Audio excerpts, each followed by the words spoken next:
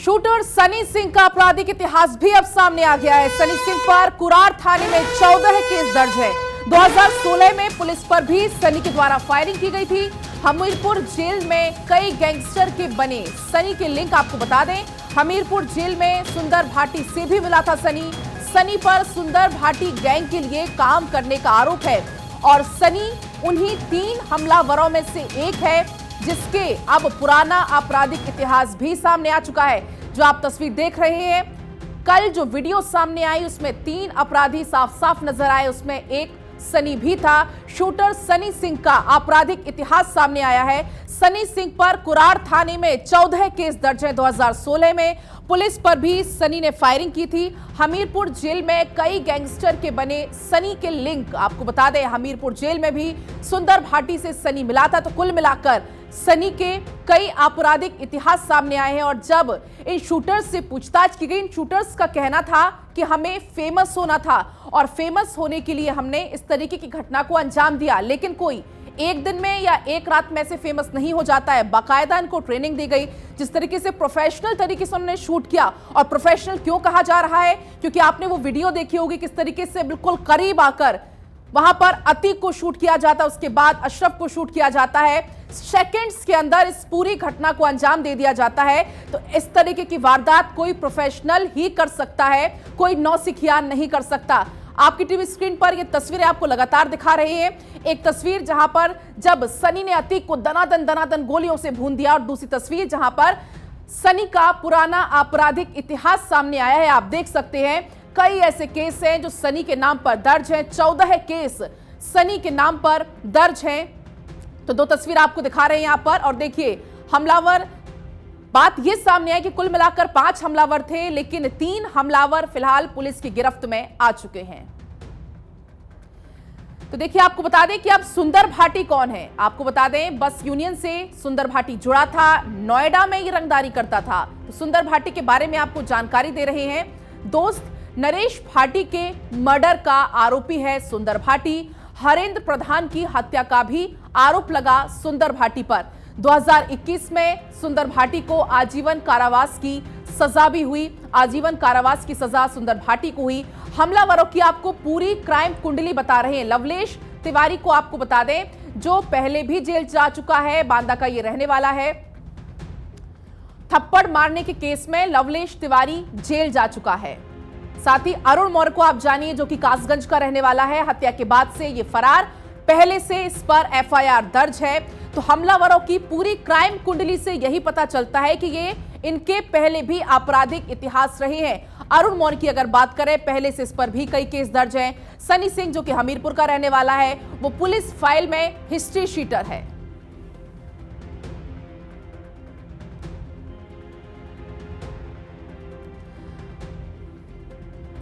और चलिए, हमारे साथ स्टूडियो में खास पैनल भी मौजूद है। संजय राणा जी हैं, राजनीतिक विश्लेषक है, हमारे साथ जुड़े हुए। साथ ही साथ आलोक वत्स हैं, बीजेपी नेता है, वो भी हमारे साथ यहां पर पैनल में जुड़े हुए हैं। बहुत बहुत स्वागत है आपका। लेकिन संजय जी, मैं आपके पास आऊंगी। जिस तरीके से अभी हमने तमाम बयानबाजी भी सुनाई, बयानबाजी का दौर तो चलिए चल रहा है, लेकिन बड़ी बात यहां पर कितनी हो जाती है। अतीक कई जगह पर रहा, साबरमती जेल में रहा, लेकिन इत्तेफाक देखिए हर जगह रहा। लेकिन जहां पर उसकी तूती बोलती थी, 17 साल, महज 17 साल की उम्र में, जिसके ऊपर हत्या का आरोप था और उसने ऐसी कई हत्याओं को अंजाम दिया, और उसकी उसी धरती पर इस तरीके से मौत हो जाती है। हालांकि लेकिन जिस तरीके से मौत हुई, उससे आप कैसे देखते हैं, उस घटना को आप कैसे देखते हैं? देखिए, किसी भी व्यक्ति की अगर मृत्यु होती है, दुखद होता है, चाहे वो बदमाश हो, चाहे आम आदमी हो, चाहे कुख्यात माफिया हो, तो दुखद होता है। हम तो उसको दुखद इंसानियत की नज़र से देखते हैं। लेकिन जब हम बात करते हैं अतीक अहमद की, तो अतीक अहमद कोई दूध का धुला हुआ व्यक्ति नहीं था। उसने ऐसे बहुत सारी निसंग हत्याएं की थी, बहुत सारे रंगदारी की थी, बहुत सारे ऐसे उगाही का काम किया था। आपको एक एग्जाम्पल देता हूँ। एक बार ये मुलायम सिंह जी का ज़माना था, आपको सुन के बड़ा आश्चर्य हो जाएगा कि इसका काफिला जा रहा था। उसने एक काफिले में सिर्फ एक पुलिस वाले ने, एसएसपी ने हाथ रोक लिया था इनको, तो उस 15 विदिन 15 मिनट्स में उसका ट्रांसफर ऑर्डर आ गया था। तो आप इसका वर्चस्व जान सकती है। 1989 की घटना बता रहे हैं कि ये किसी सब इंस्पेक्टर के साथ कुछ बदतमीजी कर देते हैं। उस समय ओपी सिंह साहब एसएसपी हुआ करते थे इलाहाबाद के, उस समय के इलाहाबाद के, और उन्होंने कार्रवाई करने की कोशिश की। तो मुलायम सिंह जी का फोन आया, तो जनता दल की सरकार थी। देखिए, ऐसा है कि कहीं ना कहीं ऐसे कुख्यात अपराधी, चाहे वो कोई किसी भी धर्म के हो, किसी भी संप्रदाय, अपराधी अपराधी है, उसका कोई धर्म नहीं होता है। वो अगर किसी न किसी राजनीतिक पार्टी का शय पे अगर आगे बढ़ता है तो राजनीतिक पार्टियां या नेता भी उतने ही बड़े गुनाहगार होते हैं जितना बड़ा वो गुनाहगार वो जो व्यक्ति है। लेकिन यहाँ पे क्या है कि हम राजनीतिक चीजों को दूसरे ढंग से देखते हैं और माफियाओं को दूसरे ढंग से देखते हैं। देखिए जो घटना घटी है, कहीं ना कहीं इसके पीछे साजिश थी। आप ये बताइए, साबरमती में रहे, ये बरेली जेल में रहे, कभी ये देवरिया जेल में रहे, ऐसी घटना नहीं घट सकती थी। जब ये आप पुलिस रिमांड में आए हैं और अपनी बातों को उगलना चालू कर, देखिए जब पुलिस रिमांड में आता है तो बहुत सी चीजें होती, पुलिस अपने तरीके से पूछताछ करती है और पूछताछ में आप देखा 3-4 बड़े बड़े साक्ष्य हैं जो देश के लिए खतरा हो सकता था और कई लोग जो इनके साथ जुड़े हुए थे उनको भी खतरा हो सकता था, उनका नाम बाहर आ सकता है। तो हमें ऐसा लगता है, देखिए पुलिस, अभी मैं आपके टीवी पे ही देख रहा था कि पुलिस सीसीटीवी कैमरा खंगाल रही है लॉज में जाके। देखिए लॉज में खंगालना तब होता, सीसीटीवी खंगालना तब होता जब आपके पास मुजरिम सामने ना हो। यहां तो तीनों के तीनों आरोपी सामने हैं, तो इनसे पूछताछ करनी चाहिए और इनके आका जो इनके पीछे मास्टरमाइंड है उस पे पकड़ रखनी चाहिए। और जिस तरह से बयानबाजी, चाहे किसी भी बड़े नेता को देख लीजिए, लेकिन मुझे 2-3 बयान बड़े ही चौंकाने वाले लगे, जिसमें राम गोपाल जी का बयान है कि इनके दूसरे जो पुत्र हैं उनकी भी हत्या हो सकती है। उन्होंने ऐसा ही बयान कुछ दिन पहले दिया था। ये बताइए कि किसी भी व्यक्ति को, किसी भी राजनीतिक व्यक्ति को कैसे आभास होता है कि भाई इनकी हत्या हो सकती है और हत्या हो जाती है, फिर बोलते हैं हत्या होनी, अतीक की हत्या हो सकती है, फिर हत्या हो जाती है। तो कहीं ना कहीं इस तरह के विरोधाभास तरीके से आना ये थोड़ा सा अचंभित करता है। मैं राजनीतिक विशेषज्ञ के नाते ही नहीं बोल रहा हूं। देखिए मैं लॉ का छात्र भी हूं, लॉ हमारा प्रोफेशन है, तो हर चीज को बारीकी के साथ देखता हूं। कहीं ना कहीं इनके साथ बहुत बड़ी लॉबी लिप्त थी, चाहे वो बिजनेसमैन कह लीजिए, चाहे राजनीतिक कह लीजिए, चाहे वो बिल्डर कह लीजिए, चाहे भूमि माफिया कर दे। कहीं ना कहीं सबको डर था कि अगर नाम खुलेगा तो योगी जी किसी को छोड़ेंगे नहीं तो भाई कुछ भी हो सकता है। अब इस तरह की घटना घट गई। एक रात में माफिया या गुंडा भी नहीं बन सकता, ना उसका नाम हो सकता है। आपके पास मैं लौटूंगी। आलोक वत्सी भी हमारे साथ लगातार जुड़े हुए हैं। आलोक जी, जो तस्वीर हमने देखी, जो वीडियो खूब वायरल हो रही है, सोशल मीडिया पर भी खूब हो रही है, लेकिन उसमें साफ तौर पर सवाल कई उठ रहे हैं कानून व्यवस्था पर कि पुलिस का इतना घेरा है, कड़ी सुरक्षा की बात हो रही थी, सब तरीके की बातें हो रही थी, लेकिन इतनी कड़ी सुरक्षा के बीच अगर इस तरीके की घटना हो जाती है तो लॉ एंड ऑर्डर पर यहां पर जमकर सवाल खड़े हो रहे हैं। देखिए, पुलिस की कड़ी सुरक्षा नहीं थी, मात्र 7 या 8 पुलिसकर्मी थे जो जिस तरीके का इनको कॉर्डन मिलना चाहिए था, जिस लेवल का ये अपराधी था और सुप्रीम कोर्ट का जो निर्देश था उस हिसाब से जितनी कड़ी सुरक्षा में इनको लाना चाहिए था वो नहीं था। और दूसरी बात कि रात के 10 बजे कौन सी ऐसी इमरजेंसी आ गई थी जो इनको मेडिकल चेकअप के लिए जाना पड़ रहा था। कोई हार्ट अटैक हुआ था, कुछ दर्द हुआ था, कुछ नहीं था ऐसा।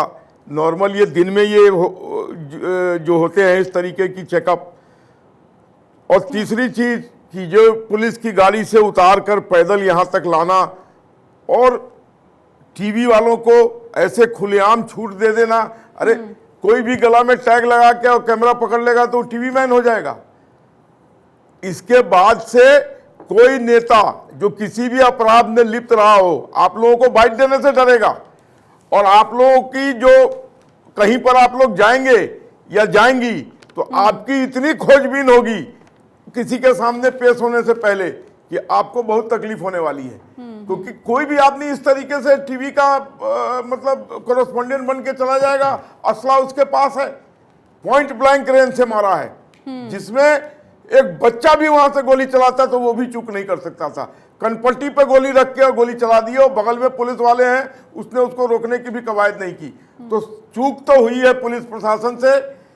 जो एजेंसियां इनके सुरक्षा में लगी थी उन सब से, इसको मानने में कोई गुरेज नहीं होना चाहिए। और जितनी भी कल्याणकारी चीज़ें, जितनी भी लोक जनकारी चीज़ें, जितने भी जनता के हित में जितना भी अपराध मुक्त यूपी को करने की कवायद योगी जी के नेतृत्व में हुई थी, उस सब के पर एक बार प्रश्न चिन्ह खड़ा हो गया है इस वारदात के बाद। बिल्कुल आलोक जी, सोशल मीडिया पर तो लोग ये तक लिख रहे हैं कि अब दोबारा जिस तरीके से यूपी वाले अपनी कानून व्यवस्था को लेकर, पुलिस व्यवस्था को लेकर खूब इतराया करते थे, अब वो दोबारा कभी नहीं इतरा पाएंगे। नहीं इतराएंगे जरूर। गलती हुई है, चूक हुई है, मनुष्य से चूक हो जाती है, इससे सीख लेने की जरूरत है, तहकीकात की जरूरत है। और जैसा हमारे मित्र पॉलिटिकल एनालिस्ट कह रहे थे कि वो अब कोई राज ना उगल दे उन लोगों की भी पीछे की साजिश। ये 3 लड़के, इनका क्या लेना देना था? कहीं से तो इनके तार अतीक से जुड़े हुए नजर आ नहीं रहे हैं। ना तो कोई इनके झगड़ा था, ना रगड़ा था, ना कभी किसी तरीके की कोई बात हुई। और ये कह देना कि ये अतीक से बड़ा डॉन बनने के लिए ये काम किया, ये बात गले से नहीं नीचे उतर रही है। आज का माहौल जो है यूपी में, आदमी कुछ भी बनने के लिए तैयार हो जाएगा, लेकिन माफिया बनने के लिए तैयार नहीं होता। जिस तरीके का वहां पर कड़ाई और जिस तरीके की वहां पर सारी चीजें हो रही थी माफियाओं के खिलाफ, बिल्कुल। तो ये चीजें नहीं, ये चीज गले से नीचे नहीं उतर रही है। ये जरूर है, इसके आईएसआई से भी लिंक स्थापित हो रहे थे, पाकिस्तान से भी लिंक की बात आ रही थी। मैं इसको पुख्ता तौर पे नहीं कर रहा हूं, लेकिन जो सुना है मैंने और टेलीविजन चैनलों से जो मैंने प्राप्त किया है न्यूज, आईएसआई से भी हो सकता है बिल्डर लॉबी हो सकता है कोई पॉलिटिकल पार्टी के बारे में कुछ रहस्य खोल दे।